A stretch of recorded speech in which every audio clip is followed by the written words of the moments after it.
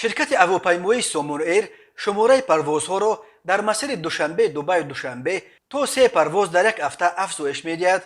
طبق طلبات مقامات اویاسیونی امارات متحده عرب، مسافرانی که از دوشنبه به دبی پرواز می‌کنند باید شهادتنامه واکسیناسیون را به زبان انگلیسی و با رمز QR کد یا شهادتنامه سنجشی کووید 19 با نتیجه منفی به زبان انگلیسی پیشنهاد کنند.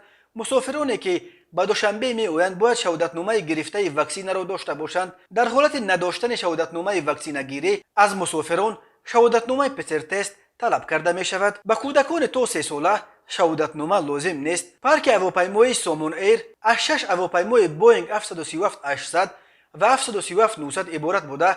این یگانه شرکت فعال هواپیمایی تاجیکستان فعلا به آلمان، ترکیه، هندوستان، روسیه، قزاقستان و ازبکستان پروازهای منتظم انجام می‌دهد.